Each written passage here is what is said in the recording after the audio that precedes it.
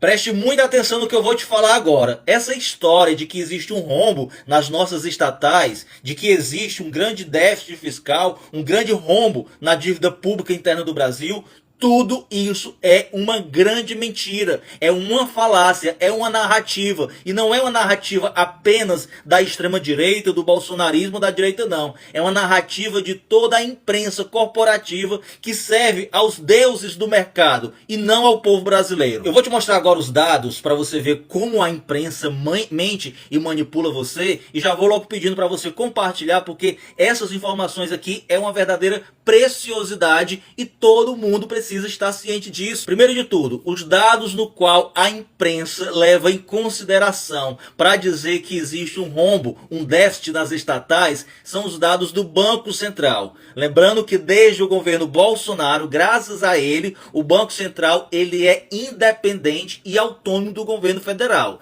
Ele não é subserviente ao governo federal, ele não obedece ao governo federal. Então, quando o Banco Central vai calcular os déficits das estatais, ele simplesmente não coloca na conta os lucros da Petrobras, do Banco do Brasil, da Caixa, do BNDES e de todo o sistema financeiro público. Outro detalhe importante que o Banco Central não leva em consideração ao calcular esse déficit das estatais. Ele não inclui no cálculo o dinheiro, o valor que a estatal tira do seu caixa para investir e ampliar o seu negócio. Ele calcula esse dinheiro que é, na verdade, a retirada desse dinheiro que é, na verdade, um investimento, como se fosse algo que tivesse saído do caixa da estatal e que não fosse retornar posteriormente. Agora você veja o lucro líquido, repito, o lucro líquido dessas estatais.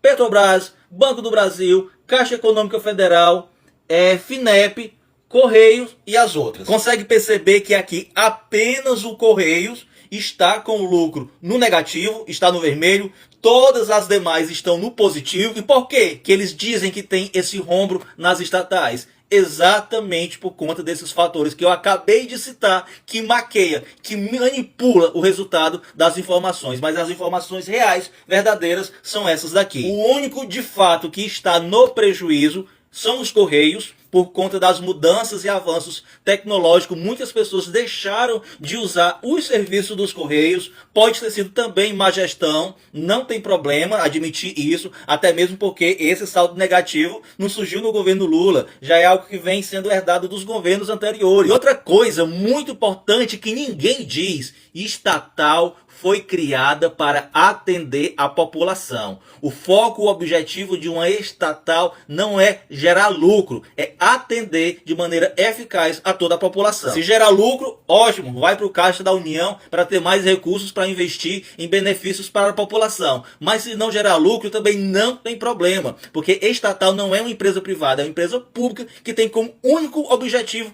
atender de maneira satisfatória toda a população. Aí sabe o que a imprensa faz? Ela pega um ex-ministro da Fazenda que deixou a inflação altíssima e leva ele na televisão sem nenhum questionamento, sem nenhum contraponto, onde todo mundo bate palma para o absurdo que ele disse. Ele disse nessa entrevista, o Maílson da Nóbrega, que não há nenhuma razão de natureza política, estratégica e econômica que justifique a presença de estatais no Brasil. Jura? Esse ex-ministro, ele é tão inteligente, tão profissional, que ele, durante o período que ele esteve como ministro da Fazenda, que foi de janeiro de 88 a março de 1990, ele herdou uma inflação de 363% em 1987, com a política do feijão com arroz, e fechou em 1988 com a inflação de 980%. E com o início do Plano Verão, em 89, esse índice da inflação subiu para 1972%. Está parecendo o ministro da Economia da Argentina. Mas sabe por que ele fala isso? Porque ele é sócio da empresa Tendências Consultoria Econômica,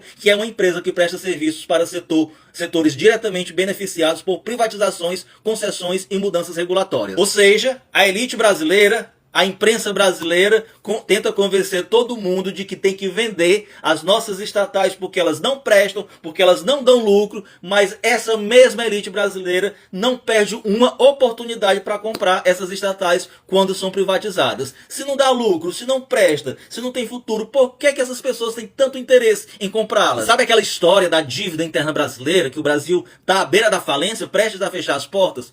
tudo mentira. Existe um limite de alerta que equivale à dívida ultrapassar 80% do PIB. E o Brasil, ele ainda não chegou nesse percentual. Atualmente o percentual do Brasil está de 76% do PIB, inferior ao do Japão, que está a 237% do PIB, inferior ao dos Estados Unidos, que está em 124% do PIB, inferior à da França, do Canadá, do Reino Unido e da China. Por que o Brasil, que está com a sua dívida interna inferior a esses países, o povo diz que está à beira da falência e ninguém diz que esses outros países estão à beira da falência? E olha o que ninguém te conta também. O Brasil tem a terceira menor dívida externa do mundo, perdendo apenas para a Índia e para a China. E tem também a terceira maior reserva internacional do mundo, perdendo apenas para a Índia, China e Japão. Isso daqui, meus amigos, se houver uma crise financeira muito grande, o Brasil está cheio de moeda investida, aplicada em bancos estrangeiros, que ele pode resgatar a qualquer momento. E essa dívida externa desse tamanho está dizendo que o Brasil não deve nada a seu ninguém. Agora, uma coisa que eles não dizem e não fazem questão de dizer para você é que graças a essa mesma elite financeira que manda no Banco Central,